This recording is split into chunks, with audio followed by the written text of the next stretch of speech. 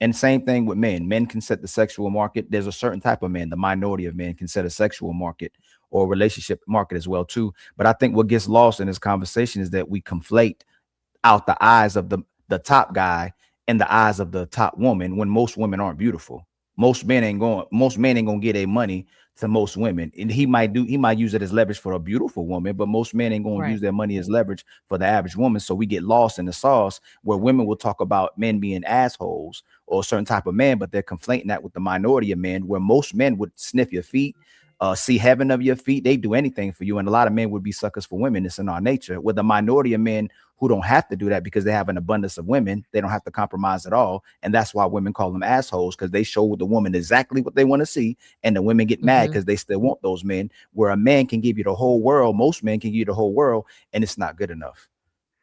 So that's why I think that you all were saying the same thing. Like I get it. But I think you all were saying the same thing because I feel like in that sense that is men's fault because they excuse those women from using them, just like women excuse the men for cheating on them just because they have a lot of money or they're good looking or whatever. I think that it's both of their faults because we give people leeway and we give them excuses for doing those things, so then that cycle continues. So I completely agree with it. But unfortunately, like a lot of pretty women learn that that pretty privilege does have an expiration date, and not because you're getting older. It is because men get tired of that same old surface level thing. Like you have to have something that comes behind that. You have to have some type of substance. So you're cute and you can get that man, but can you keep that man? Because if you don't got nothing behind this pretty face, then what? And so if a man excuses that, now I do have a friend that make a lot of money, and he's like, I either want a woman of substance and I'll take a like a 5 or a 6, and that's cool, but she got to, like, she has to be accomplished, she has to be smart, and she has to contribute something. Or I'll take a shallow dummy and she don't have to work, but she got to stay in the gym, she got to stay looking right, she cannot change because you at least gonna look pretty on my arm. Like those are his two things. So like he would like to have both. So let's go all the way to high school. You didn't want the guy that didn't have no money. You didn't want the guy that was your age. You didn't want to settle with that guy. You wanted the older guys who gave you fun. You wanted Hmm. older guys who gave you money. You wanted the Hmm. older guys that entertained you. So how do we go back and say it's the men's fault when you know that we naturally kind of loved each other the same way in the middle school and high school until you started seeing a man who was established and had money, and you sacrificed the man who loved you for the man who had resources so you could have a good time instead of having love? How could we blame that on men when we saw how it started when we were younger? Because that's the us being younger is like the last kind of time a lot of people, I'm not going to say last time, but it's the purity and the epitome of where we had love, because we actually were looking at each other for who we were. We were all broke. Get coming up to high school, you didn't know nothing about no job. But as soon as women saw that dude with a car, soon as that woman saw that dude hustling on the street, soon as she Hmm. saw somebody have a nice suit on, she went after the man with money instead of being with the man who would give her heart. She wanted resources. So how do we turn right back around and blame it on men when the men get confused and go down? So they want money to make them happy. And then when we go get money, it still doesn't make the woman happy. So how can we still come back to men and say it's their fault if the women are controlling the dating market? Y'all the gateway to everything. So whatever y'all, however way you operate is how men will operate, because I keep saying it again. If all of y'all close y'all legs today and even wanted world peace, there would be world peace tomorrow if men couldn't have sex with women, if men can take it. So if y'all said we demand world peace tomorrow and all of y'all get married and all of y'all close y'all legs collectively, it would be peace tomorrow and men will get married. So I I think that this is a point where two things can be true at the same time, because I think that you're right, but I also think that I'm right.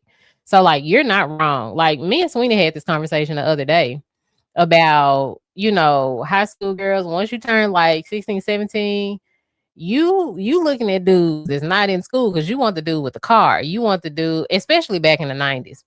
You want the dudes that got it, and the people in your age range don't get it. So you're not wrong about that, because like, you got to get around. You got So yeah, you're not right. You're not wrong. But I think that two things can be true at the same time, and I think that's where we are right now. True. But if it confuses us and go, damn, I lost the love of my life to a dude that had money. Oh, you got to have money to get a woman. Most men start developing and maturing into thinking that you have to have money, and us as grown men are still pushing it. But then when we really think about it, when you see that man who comes in the room, they ain't got to spend nothing on the woman and having sex with all of them without having to do anything. We know Right. that she still likes what she likes naturally, not based off a social construct of the resources. She likes what But she likes, but she fights her nature instead of being with the guy that she actually would love or would be right, with based on his nature. right. But originally we are taught to go after men with the resources. So then, Mm, like, so now we kind of like at a, because that's what we were taught, especially in my age range, because back then, girls now, they got the cars that guys got. We didn't. So yo, we were taught to go after men with the resources. by daddy or mama? Both. Oh. I think if I can interrupt, I think for the most part, I think I can make the argument from a non-subjective by just using numbers, history, survival of the fittest theories and all that shit. And it's not that a woman was told it. It's just understood. It's just innately understood that they go after the most fit. And hypergamy is pretty much going to naturally train them to go after the top, to try to swing big or go home, so to speak. So as far as somebody teaching you it, yeah, that's acceptable. I can agree to that.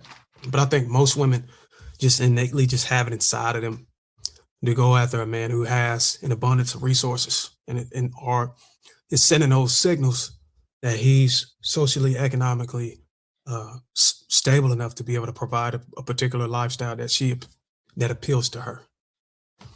But isn't Can that I what's ask a supposed question? Wait a minute. So Darwin, isn't that what we're supposed to do though? Aren't we supposed to go for the man who has the resources and the ability to take care of us and provide? Depending on what type of principles or rhetoric you subscribe to, you may find that it's expected that you go after that, but you don't have to. We create a society where you can create enough resources to be able to balance the difference between genders as far as socioeconomic status. If you're a woman who can reach up to 70 to 80, 90K or above, hell, you can actually take a caravan and sit them home. So it's just based on your own prerogative on what you see as. I'm not saying that's the majority. I'm just saying, like, you can't. There's a social norm that says, Yeah. a woman should go after the highest bidder. So what do you want us to do for that then? If The same. You want to answer that? I can answer that for you. But that wasn't the social. But that's not the social norm. That's not true. So first of all, okay, go ahead. I was going to answer and then I'll pass it to you. She asked me what we wanted to do with that. So fathers used to